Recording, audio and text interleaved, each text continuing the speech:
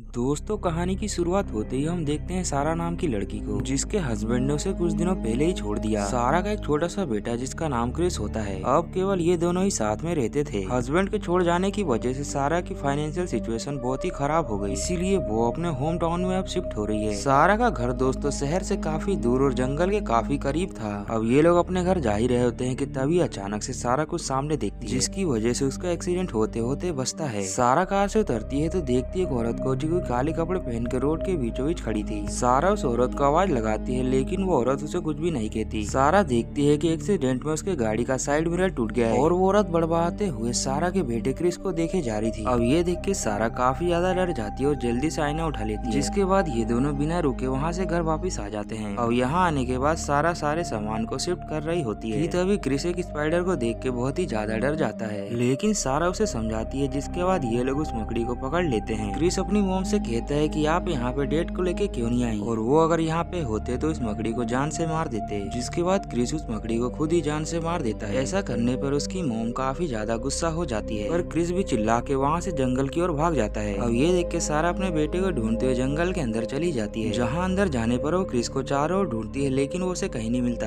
और जब सारा थोड़ा और आगे जाती है तभी वो देखती है बहुत ही बड़े गड्ढे को, जो देखकर वो घबरा जाती है कि आखिरकार इतना बड़ा गड्ढा किसने किया होगा। इसके बाद सारा जब घर जाने के लिए वापस मुड़ती है तो उसका बेटा क्रिस उसके ही सामने होता है और वे उसे लेके अपने घर वापस आ जाती है। जिसके बाद सारा अपने कुछ फ्रेंड्स के साथ अगले दिन डिनर पे जाती है, जहाँ उसकी दोस्त कहती है कि तुम्हारे टाउन में एक बहुत ही अजीब बुढ़िया रहती है, जिसका बेटा मेरे ही स्कूल में पढ़ता था।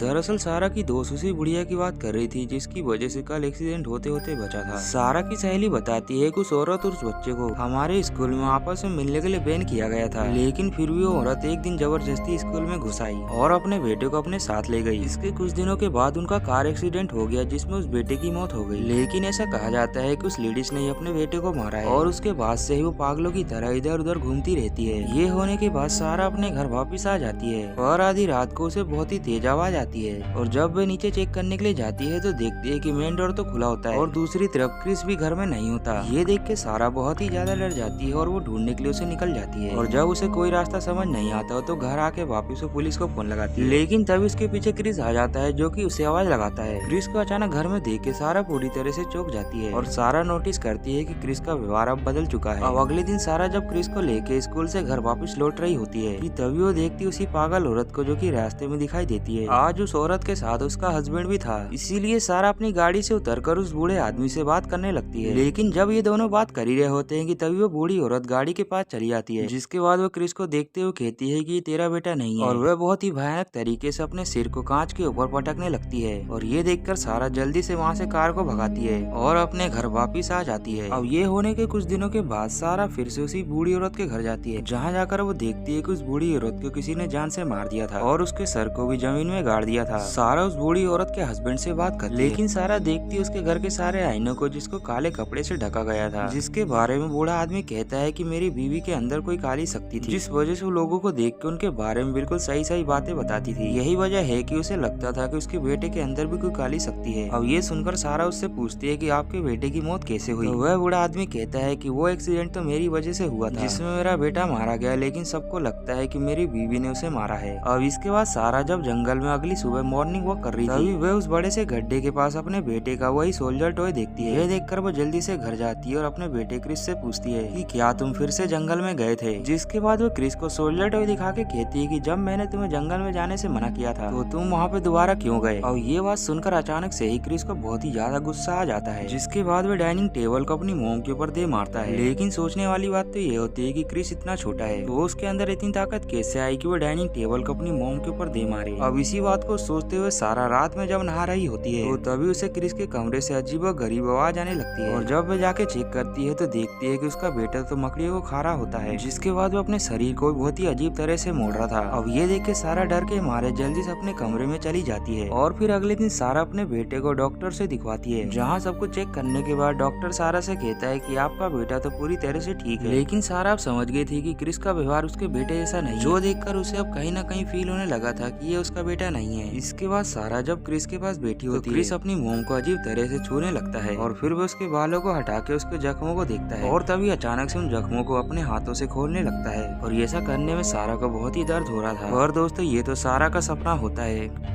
अब इसके बाद सारा अगले दिन क्रिस के स्कूल में जाती है क्योंकि आज उनके स्कूल में एक प्रोग्राम था। लेकिन सारा देखती है कि वहाँ पे क्रिस खड़ा होके तब भी सारा को देख रहा है और इस तरह से उसे देखता देख सारा काफी ज्यादा डर जाती है, इसलिए वो स्कूल से ही भाग जाती है। जिसके बाद वो उसी पागल औरत के हस्बैंड से मिलने के लिए जाती है और सारा ने अपने बेटे की चुपके से एक वीडियो बनाई होती है जिसे वो उस आदमी को दिखाने के लिए लाई है ताकि ये कंफर्म हो सके कि जिस काले साए से उसके बीवी और बच्चे मारे गए क्या वो यही है। लेकिन वो आदमी ये देखने से मना कर देता है क्योंकि उसे डर होता है कि अगर उसने वो वीडियो देख लिया तो जो उसके बीवी बच्चों के साथ हुआ उसके साथ भी होगा। अब ये सब होने के बाद जब सारा घर आती है तो वह इतने दिन से चल रहे क्रिस के अजीब व्यवहार को देखकर कहती है कि मैं जानती हूँ कि तुम मेरे बेटे नहीं हो। अब ये बात सुनकर उस अननोन एंटिटी को बहुत ही ज्यादा गुस्सा आ जाता है, जिसके बाद वह सारा को उठा उठा के पटकने लगता है और वह सारा को इतना ज्यादा मार देता है कि वो जख्मी होकर बेहोश हो जाती है। लेकिन जब उसे होश आता है तो वो देखती है कि वो अननोन एंटिटी उसके पास बैठी है, जिसके बाद वह गड्ढा खोद के सारा की मुंडी को उसमें गड़ा देता है और इससे कंफर्म हो जाता है कि उस बूढ़ी औरत को मारने वाला भी यही था। और ये करने के बाद वो अननोन एंटिटी वहीं पे बेहोश हो जाती है क्योंकि सारा ने उसके खाने में बेहोशी की दवा मिला दी थी। अब जैसे तैसे सारा उस गड्ढे से बाहर निकलती है, जिसके बाद वो क्रिस को ले जाके बेसमेंट में बांध देती है और फिर जब वो एक आईने से उस बंदे का चेहरा देखती है तो वो एक डीमन होता है। अब ये देख के सारा उसे वहीं बेसमेंट में बंद कर देती है। इसके बाद वो उसी बड़े से गड्ढे के पास जाने का डिसाइड करती है क्योंकि सारा को लग रहा था कि उसका बेटा वहीं पर कहीं होगा। और जब वे वहाँ जाके देखती है तो सच में वहाँ पे उसका बेटा होता है जो कि भाग्य से अभी भी जिंदा था। अपने बेटे को जिंदा पाकर सारा समझ जाती है कि वो डीमन बच्चों का रूप लेके उनकी जान ले लिया करते थे क्योंकि ऐसा ही कुछ उस बूढ़ी औरत के साथ भी हुआ होगा और वो समझ गई होगी कि उसके साथ जो रह रहा है वो उसका बेटा नहीं है, इसीलिए शायद उसने उसे मार दिया होगा। अब ये बात समझने के बाद सारा अपने बेटे को लेके जल्दी से वहाँ से निकल आती है, जिसके बाद वो उस घर में भी आग लगा देती है जहाँ पे वो रहा करते थे। और ऐसा इसलिए क्योंकि सारा ने उस डीमन को बेसमेंट में बंद करके रखा था। अब ये होने के बाद सारा फिर से वहाँ से कहीं दूर चली जाती है और इतने समय बीत जाने के बाद भी सारा उस हादसे को नहीं भुला पाई। हम देखते हैं कि सारा ने ढेर सारे घर में शीशे लगाए हैं क्योंकि सारा शीशे में देख के बार बार चेक करती है कि उसके साथ जो रह रहा है उसका बेटा ही है। और इसी हॉरर सस्पेंस के साथ ये कहानी दी एंड हो जाती है।